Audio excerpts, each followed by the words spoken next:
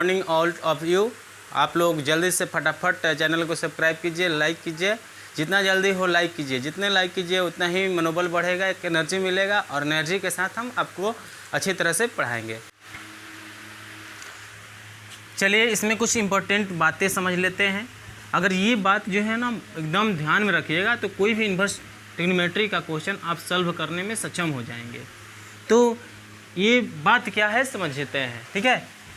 ये हमने दो टर्म को अलग कर लिया है, एक साइन टेन और कॉसेक को अलग कर लिया है और एक कॉस टेन कॉस कॉट और सेक को अलग कर लिया है।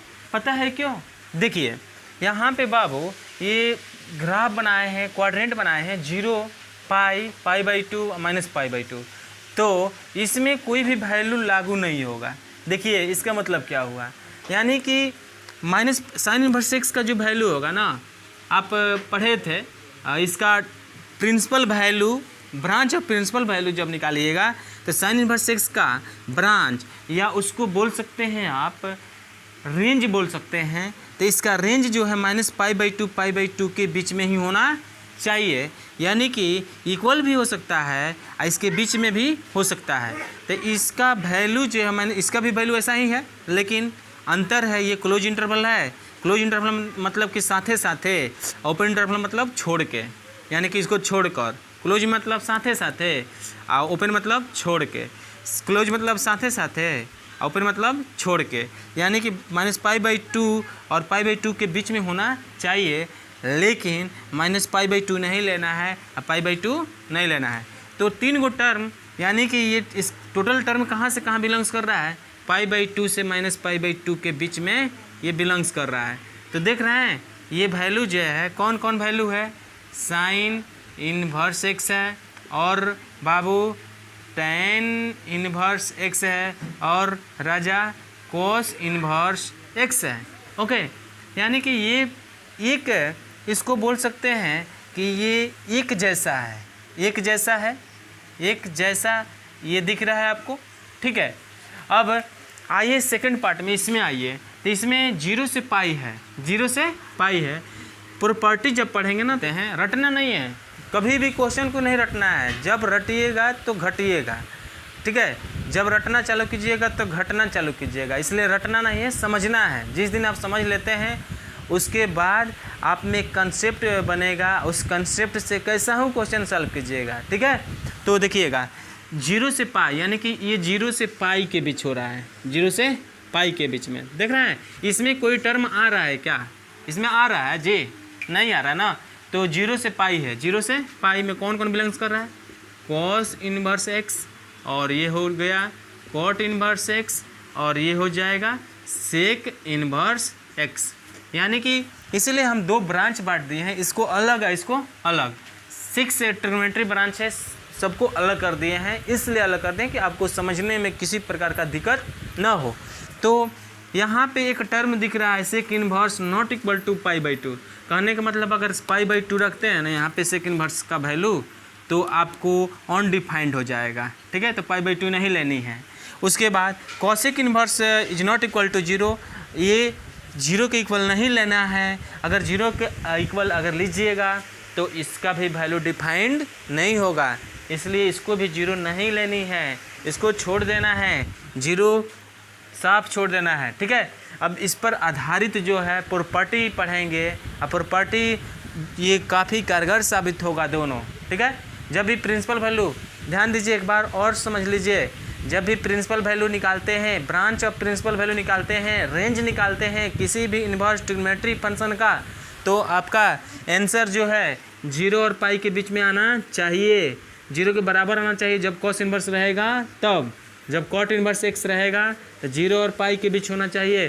कहने का मतलब इससे अगर आगे जाएगा तो ये डिफाइंड ही नहीं होगा, आपका आंसर 100% गलत निकलेगा। इसलिए आप इसके रेंज पर विशेष ध्यान दीजिएगा, बनाइएगा क्वेश्चन तो रेंज पर ध्यान दीजिएगा और प्रॉपर्टी पर तो ध्यान देना ही है। अब पढ़ते हैं हम लोग प्रॉपर्टी, बारी बारी से प्रॉपर्टी पढ़ेंगे, उसके बाद जो कंसेप्ट बनेगा इस पर, उसके बाद क्वेश्चन बनेगा, क्वेश्चन बनाएंगे, ठीक है। चलिए प्रॉपर्टी पढ़ते हैं। और प्रॉपर्टी 2 है, प्रॉपर्टी 1 समझते हैं। Sine into sine inverse x, inverse बीच में अंदर है तो इसलिए ये देख रहे हैं ना -1 से 1, -1 to 1 दिया है, ठीक है। तो यानी कि ये रिजल्ट जो है ये -1 से 1 तक बिलोंग्स करेगा एक्स का वैल्यू, ठीक है। तो sine into sine inverse x बराबर एक्स है, तो x belongs to for all, इसका मतलब होता है फॉर ऑल, उल्टा ऐसे ये मतलब फॉर ऑल होता है, मैंने सभी के लिए, इसको बोलते हैं फॉर ऑल मतलब सभी के लिए होता है। Cos into cos inverse x बराबर एक्स है, for all x belongs to -1 से 1, ये जो होता है क्लोज इंटरवल होता है। क्लोज इंटरवल मतलब ये दोनों को साथ साथ -1 भी लेंगे 1 भी लेंगे, जहाँ पे ओपन होगा वहाँ छोड़ेंगे, क्लोज होगा वहाँ पे लेंगे। tan into tan inverse x बराबर x, for all x belongs to real number. Cot into cot inverse x बराबर एक्स, इसमें होगा x belongs to real number, इसमें भी होगा। और sec into sec inverse x बराबर एक्स, फॉर ऑल सभी के लिए एक्स लेस देन -1 लीजिए या एक्स ग्रेटर देन 1 लीजिए, ठीक है। अब कॉस या ऐसे भी यूनियन में करके लिख सकते हैं इसको, ठीक है, इसका वैल्यू रियल नंबर से निकाल करके और यूनियन पर भी बिठा सकते हैं। फिर कॉसेक इन्वर्स एक्स बराबर एक्स है, for all x less than equal to -1 और x greater than equal to 1, ठीक है। ये समझे, ये सबको प्रूव कराएंगे, ठीक है, नेक्स्ट वीडियो में प्रूव कराएंगे। ये सबको पहले ये देख लीजिए कैसे होता है। अब ये बाबू अब है साइन इन्वर्स साइन एक्स है, तो साइन इन्वर्स साइन एक्स है। अब देखिएगा साइन एक्स है ना बाबू ये, तो देखिए एक्स वैल्यू देगा -π/2 से π/2 के बीच में रहेगा। tan इन्वर्स tan एक्स बराबर एक्स रहेगा, एक्स बिलोंग्स टू -π/2 से π/2 के बीच में रहेगा। ये कॉस इन्वर्स कॉस एक्स बराबर एक्स देगा, एक्स 0 से पाई के बीच में होगा। ये क्लोज है, इतना तीनों क्लोज है।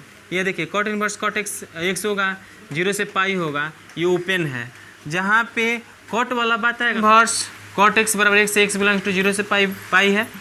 सेक इन्वर्स सेक एक्स है, एक्स है 0 से पाई, अब π/2 माइनस मतलब होता है ना, ये इसका मतलब होता है π/2 छोड़ के, मैंने इसको नहीं लेंगे, 0 से पाई लेंगे लेकिन इसमें से π/2 नहीं लेंगे।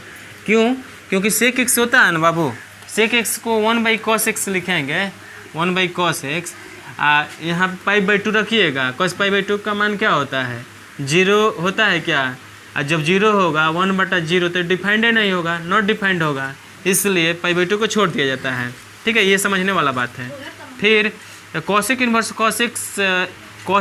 कॉसेक एक्स बराबर एक्स है, एक्स बिलोंग्स टू -π/2 से π/2 रहेगा, लेकिन 0 को छोड़ देंगे। क्यों 0 को छोड़ेंगे, फिर ये समझिए यहाँ पे कंसेप्ट आ गया। कॉसेक एक्स को 1/sin x लिखेंगे ना, बाकी सब लिखेंगे तो इससे वैल्यू मिलेगा, लेकिन ये ऐसा कंडीशन होगा 0 जो ये फॉलो ही नहीं करेगा। तो 1/sin 0 रखिएगा ना, तो sin 0 का मान 0 होता है, 1/0 अनडिफाइंड हो जाएगा। बाकी -π/2 से π/2 कुछ भी रख दीजिए यहाँ पे वैल्यू, वो कुछ ना कुछ वैल्यू देगा, ठीक है, लेकिन 0 पे नहीं देगा, 0 पर अनडिफाइंड हो जाएगा, इसलिए 0 को छोड़कर -π/2 से π/2 होगा वैल्यू, ठीक है।